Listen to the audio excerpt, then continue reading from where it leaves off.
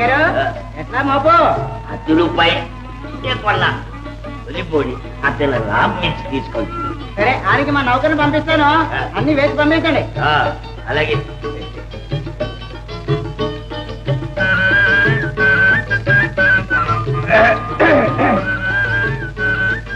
ఏం సుబ్బన్న ఇది పడేట ఏందో మామూలు రోజు నీకు ఇది ఒక ఆట అయిపోయిందే. మామూలు అంట మామూలు. వెనక జన్మలో నీకేమన్నా రుణపడి ఉండాలా అంట. ఉండొచ్చు. పోవైపా తెలుసా మన సంగతి? ఏం చేస్తావేంటి? తలగొట్టు మొలస్తావా? కొట్టు గిట్టు పీకి సుబ్బన్న చంపేస్తుంటాడు. సుబ్బన్న అన్యాయం. సుబ్బన్న అన్యాయం. ఏ తేరగా మోపు 2 నెలలకి ఎంచుకుని 10 రూపాయలు అడ్డానికి అమ్ముకున్నావే, అది అన్యాయం కాదు. అడ్డం వచ్చావంటే మక్కలు ఎరగనంతా. అది కాదు లక్ష్మి, బొర్రైసైతే చూడమ్మ లక్ష్మి, సుబ్బన్న ఆగడంగా చెల్లమ్మ మామూలు అడిగితే నోటుకొచ్చినట్టల్లా అంటున్నాడు. అండ మరి ఎందుకు ఇవ్వాలి నీకు రోజు మామూలు? ఇస్తే సత్తాడింది, అన్యాయంగా సంపాదించిన సొమ్మేగా. అతను అన్యాయంగానే సంపాదిస్తున్నాడు అనుకో, నువ్వు అడగడం న్యాయమేనా? అడుగమ్మా, అట్లా అడుగు. నోట్లో గడ్డి పెట్టి మరి ఉండవయ్యా బొర్రయ్యా. అడుగో మోపు, ఆ వచ్చే డబ్బులకు దీవి 10 రూపాయలు లెక్కన.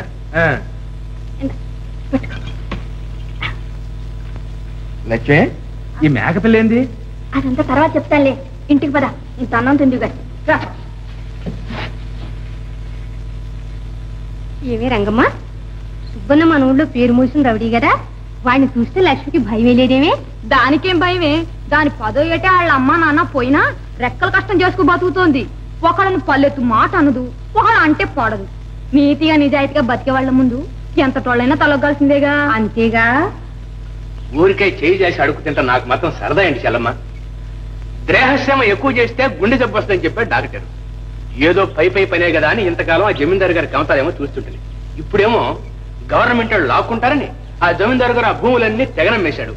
నాకేమన్నా పని లేకుండా పోయా. ఏం చేయమంటావు చెప్పు?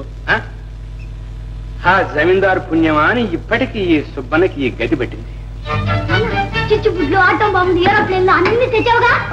అవన్నీ తెచ్చాను. అయితే చీపాల్ డ్రెస్ అన్ని నేనే కలుస్తా. నువ్వే కాల్చు. అయితే ఇప్పుడు కూడా పని కాలుస్తా.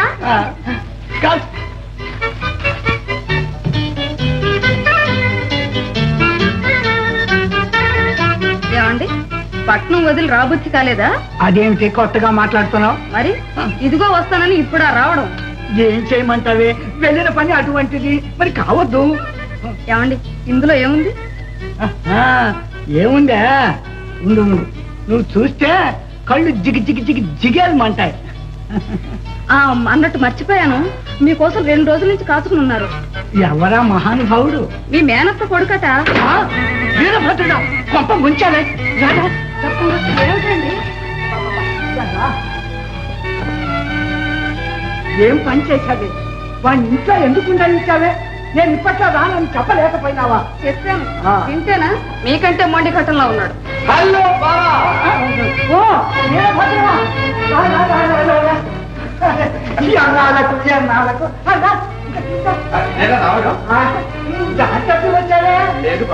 దారి వెంటే వచ్చా. నీ ముఖం చూస్తే అలా కనిపించటంలా. ఆ చెమట, ఆ అవతారం. స్నానం చేసినప్పుడు అయిపోయింది బావా. అయితే మరి భోజనానికి అది అయిపోయింది. అది అయిపోయింది.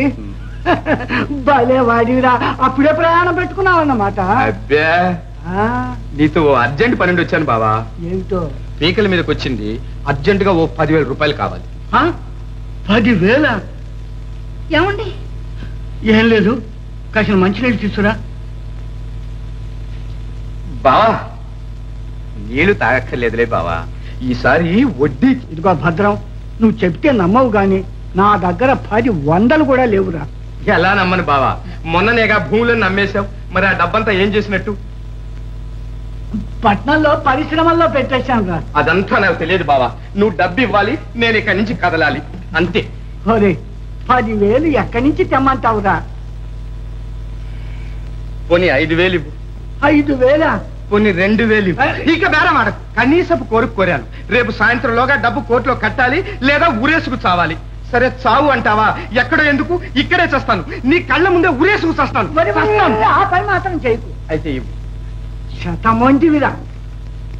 ఏమే ఇలారా రాదే.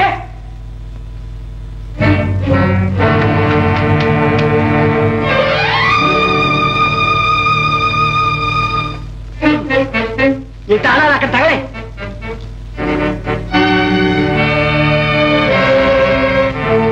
$2000 పాపం. మీ అక్కయ్య అక్కడ ఇక్కడ దాచుకున్నదంతా పోగేసి తెచ్చాను. థ్యాంక్స్ బావా. అన్నట్టు నువ్వు అర్జెంటుగా పోవాలన్నావుగా, బయలుదేరు. మరి ఇప్పుడు రైలు లేదుగా. ఎందుకు? మన కారు ఉందిగా, అందులో వెళ్ళు. ఐడియా బావా, థ్యాంక్స్. వెళ్ళిరా. అలాగే చిట్టయ్య, అయ్యా అయ్యగారిని పట్నం తీసుకెళ్ళి వదిలేసిరా. అంటే స్పీడ్ బోట్ జాగ్రత్త. వెళ్ళొస్తాను బావా. శుభం. అక్కడ వెళ్ళొస్తాను. ఒరే భద్రయ్య, పెట్రోల్ పోసుకొని మరీ తగలడు. అలాగే బావా. బావా అవసరమైతే కారు 4 రోజులు ఉంచుకుంటాను. కారు 4 రోజులు ఉంచుకుంటాడా? కర్మ కర్మ. ఏమండి, డబ్బు కారు ఇచ్చి ఆయన సాగనంపాల్సిన అవసరం ఏమిటి? ఏమిటా చెప్తా, లోపలికి రా. వాడిని అలా సాగనంపకపోతే ఇవన్నీ మనకు దక్కవు. బంగారం బంగారం ముద్దలు. మెల్లిగా మాట్లాడు, కోడలకు చెవులుంటాయి. మనకే మతులుండవు. ఏమిటే నువ్వు అనేది? లేకపోతే ఏమిటండి, బంగారం లాంటి భూములు అమ్మి ఇదే మీరు చేసింది? అవునే, మట్టి అమ్మి బంగారం చేశాను. పలుగు పలుగు. పలుకుతూనే ఉన్నా. అలకటంగా అదే పలుగు. గడ్డ పలుగా ఎందుకు? ఎందుకేమిటి? ఇంత బంగారం ఈనపెట్లో కూడా దాచకూడదు. వెళ్ళి పట్రా.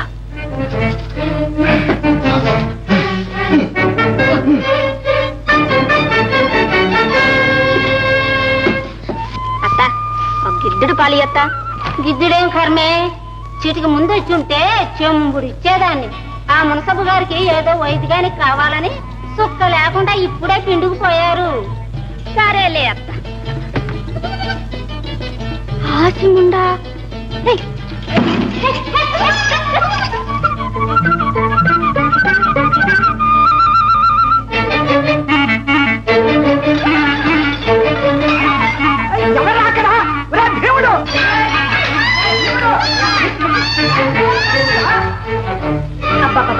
ఎంత? ఏమే ఎవరిది? ఎవరిది మేకపిల్ల? వాళ్ళ అమ్మదయ్య గారు. మీ అమ్మమ్మదేం కాదు. ఇదేం బంగ్లా అనుకున్నావా, నీ గుడిసె అనుకున్నావా? మేకల్ని పందుల్ని తోడటానికి.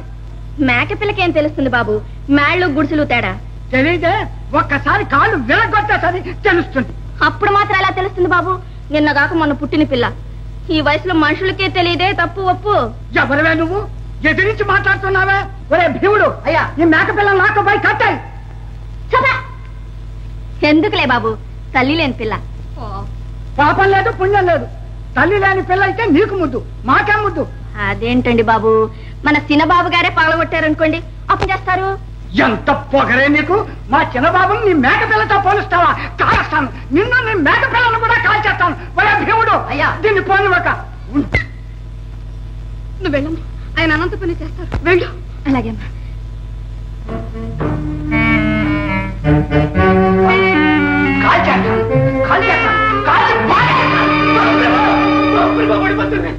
పంతులువా? అదెక్కడా పారిపోయింది? లేకపోతే కాల్ చేసేవాడిని.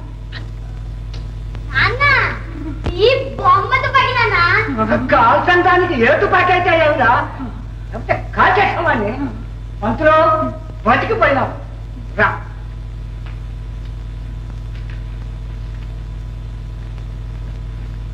పంతులు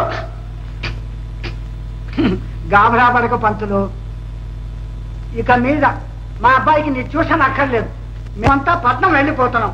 అక్కడే ఏదో ట్యూషన్ చెప్పించి హై స్కూల్లో చేర్పిస్తాం. ఏమన్నా అమ్మా, పంతులు గారికి పలహారం పెట్టింది. రండి పంతులు. పాపం పంతులు వచ్చి పిరికి. చాలా ధైర్యం.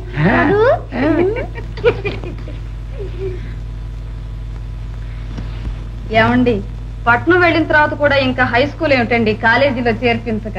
ఓసి బయట హై స్కూల్ తర్వాతే కాలేజ్. ఏం అదంతా నాకు తెలియదు. అబ్బాయి మాత్రం డాక్టర్ కావాలి అంతే. డాక్టరా? వీల్లేదు. వాడు లా